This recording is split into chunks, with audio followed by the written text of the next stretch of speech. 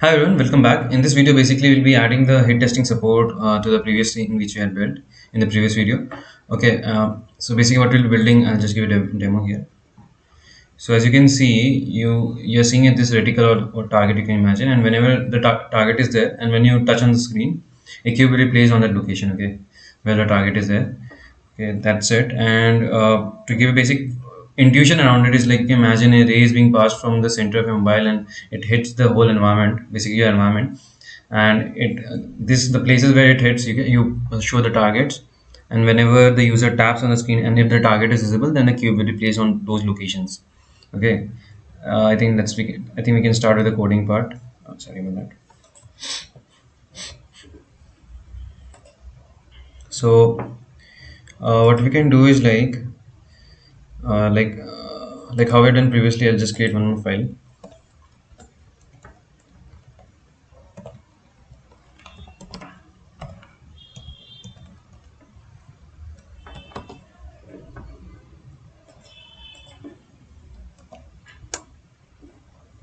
I'll copy everything from the XR cube file, paste here everything. Okay, and just clear it off also. Now let's create some variables. Let hit test.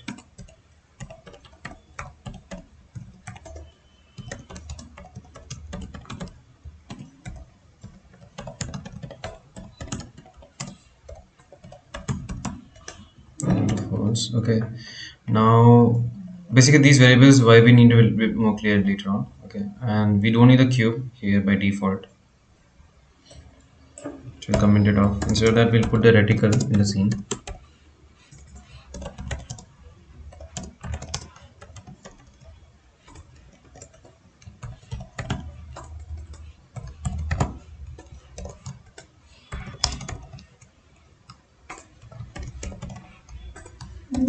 And I'll be giving it some values which I found after experimenting. You can give also, you can change these values if you want later on. Okay, and I'll giving it the same material. Okay, now let's add it to the scene.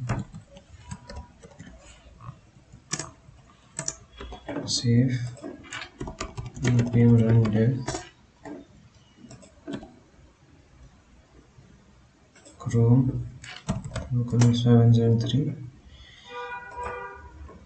Okay, and one more thing, sorry, I needed to remove the cube also. Yeah, as you can see, the reticle is visible, and but this is not the way we want it to look in our scene. Okay, we'll just rotate it by 90 degrees.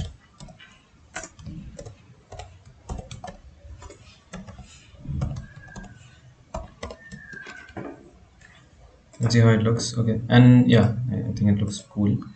And we don't want it to be default visible. Okay, we want it to be only visible if we need basically we got the hit result. Okay, which will be so what we'll do is like there's something called visible property. Okay, we'll make it to false, so it's in the scene. Okay, but still it's not going to be shown. Okay, as you can see here, so hidden. Okay, and other than that, we'll be basically telling threejs not to update uh, uh, it. Okay, basically what happens is that behind the scenes, threejs updates scene, whatever is there in the scene. Okay, but we don't want to do it. We want to manually update by ourselves. Okay, that's why I'm putting it as false. Okay, now what I'm going to do is like I'm going to render the AR button. Here what I'm going to do is like I need to tell WebXR basically that I need the hit test support in here. So what's going to happen is like this required features, I need to pass that I need the hit test support.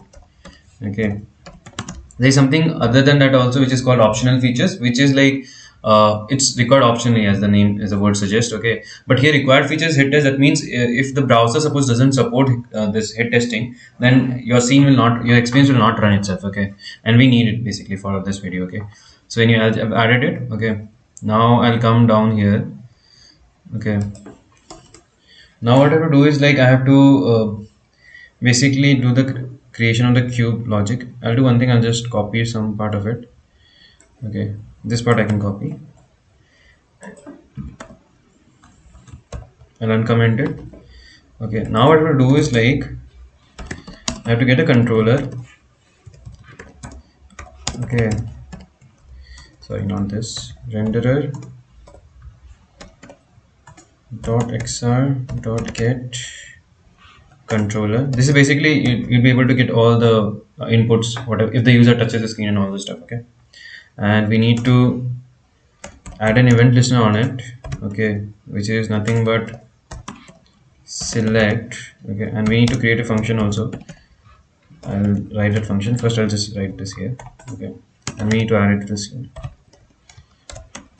Okay, so what is the function is going to do is, like, whenever we touch the screen, okay, this function will be called. Okay, so this function is just gonna see first of all whether the reticle is visible or not. Okay, if the reticle is visible, only then it's gonna create a cube using the geometry and the material which we already have specified on the top. Okay, other than that, it's gonna basically take the position where the reticle was there. Okay, so sorry about this, it should be cube now. Yeah, cube dot position dot it should be set from matrix position. Yeah, we'll be taking the reticles matrix. Okay, everything is in Three.js behind the scenes is managed by matrices only, and we'll be using that extensively in this video.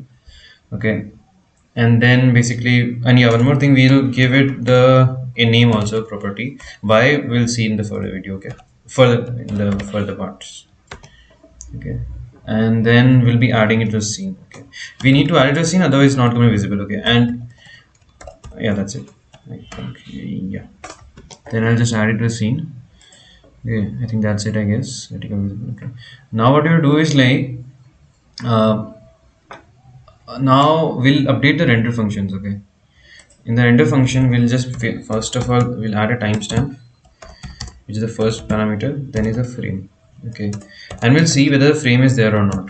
Okay, if the frame is there, only then what we're going to do is, like, we'll get a reference space. Okay, and reference space is nothing but you can imagine it a 3D coordinate system, a local coordinate system of the AR environment. Okay, I'll not be overcomplicating stuff. I'm just trying to give a very simplified explanation. You can explore it further later on in your free time. Okay, but anyway, I'm gonna take it from the renderer. Okay, and I'll take the session also. Session is nothing but, you can imagine, like, every WebXR interaction or AR experience has a session attached to it. Okay, so we need to handle the session also, because most of the methods what we'll be using further is attached to the session. Okay, so we'll get the session also. Now what we'll do is, like, when the AR, this whole experience is started. Okay, we'll be having the hit test source as false, because by default we have set already false on the top. Okay, and then we'll check whether the session, we'll get the basically reference, we'll request reference space from the session. Okay, and we'll need to pass it the viewer. Okay, there are different kinds of reference spaces. Okay, for our AR experience, it's mostly viewers suffices it. Okay, so, and then we'll be getting a reference space out of it. Okay, which we need to use further in another call. Okay, this might seem a bit convoluted, but this is the way to go about it. Okay, we'll request the hit test source, and we'll be needing to pass the space, which will nothing but which we got previously. Okay, which will again have a promise, which will again return a promise with the source this time, and this is required for us. Okay, so what we'll do is, like, we'll put the hit test source equal to source. Save. Okay, this is the thing. Okay, after this is done, hit test source request equal to false.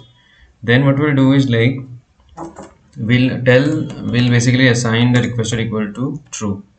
Okay, and we'll basically attach an event listener, basically again an event listener on the end event. Okay, so that whenever this WebXR session ends by the user clicking outside or something like that, basically user exiting the WebXR session, then we want it to set the default values for all the stuff. Okay, so that next time the user can again interact with the same scene. Okay, this is there. Now after this, if this is done properly, then I think we should have the hit test source, and we need it. Sorry again. We'll get the hit test source, okay, and we'll get the hit test results out of it,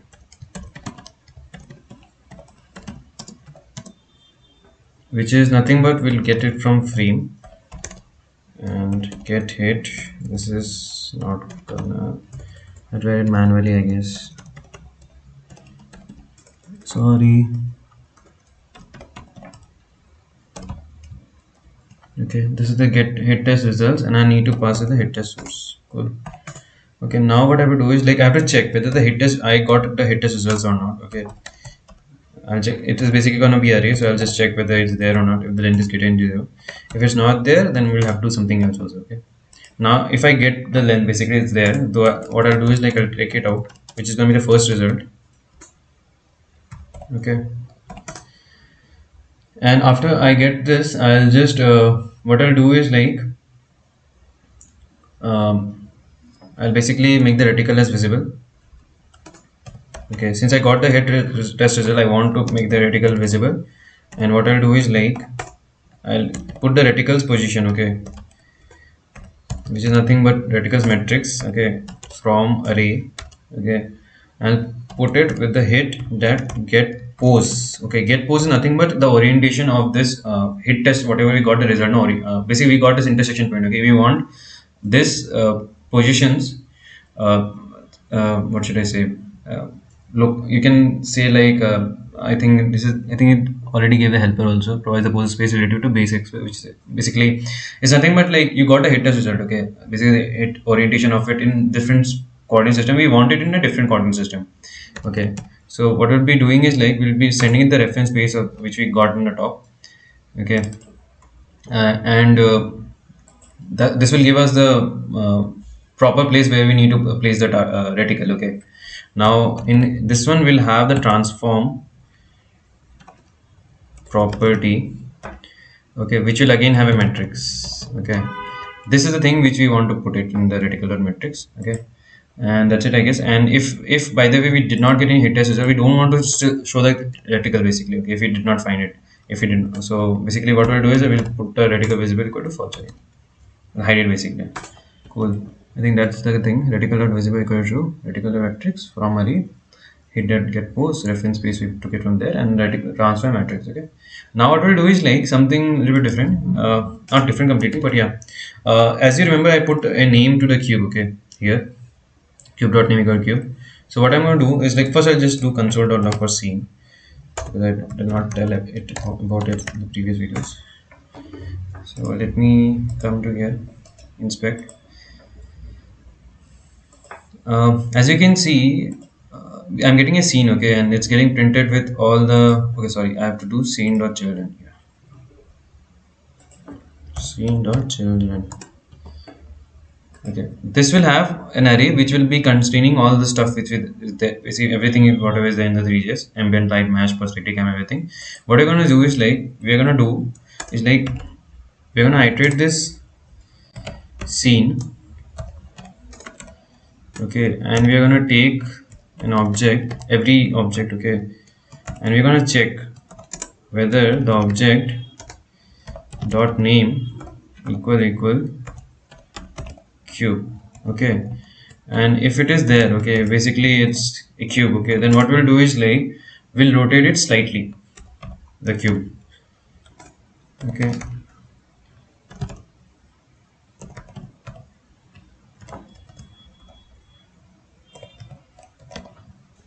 okay, so I think this is correct, I guess.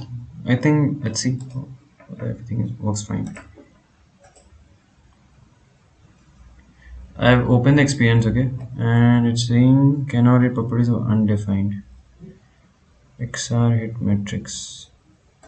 Okay, let's see what happened. Sorry about that, a typo here.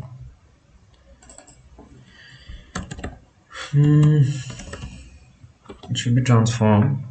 Okay, let's see. Yeah, now it's correct. Let's start the year. Okay, as you can see, I'll zoom it a little bit. Now I again did left click on my mouse. Okay, then I'll let it go up. As you can see, I can see reticle. Now I'll click on right. Okay, right click basically. The cube came, and I think you might have noticed one mesh is also there. If I expand that mesh, if you see its name is cube. Basically, I'm going to modify this only. I'm modifying per frame this is cube, and that's why you're able to see the cube rotating. Okay, so basically, if I don't do it, sorry about that. If I don't do this, and I start the AR, zoom it, do one left click, then run right click. The cube is just stationary; it's not doing anything. Okay, so for that reason, you need to do it. Okay, I'll save it again. I'll close this console also once. Start here. I'll zoom it again. This time, just place some multiple cubes there to show you that it's not just one cube. Okay, left click. I'll just put the reticle somewhere other location. Again, one more click. Okay, so this is the thing, I guess, and you can use your mobile also to experiment with it. In my previous video, I've already shown it. In this video also, I'll just add a link of an article. I think there also it's there. You can check it out if you want. Anyway, other than that, I guess we can deploy it. I guess no. So let's do one thing. Come here, do npm run build, and open netlify, login,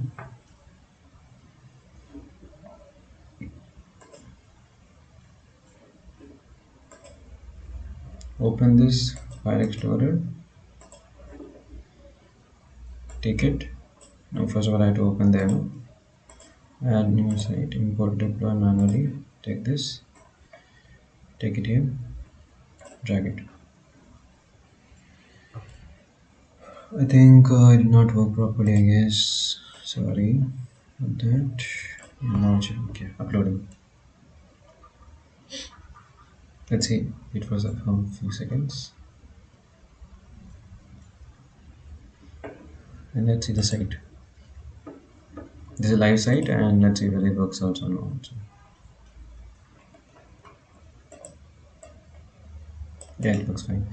Okay, I think that was enough, I guess, for this video, I feel. And going forward, I think if you would like me to make some specific videos going forward, you can comment in the this video's comment box, basically. And other than that, I might extend this video playlist if I have some other thoughts, which I think, basically other concepts which I need to cover. Okay, and that's it, I guess. Thanks for watching till here. Bye.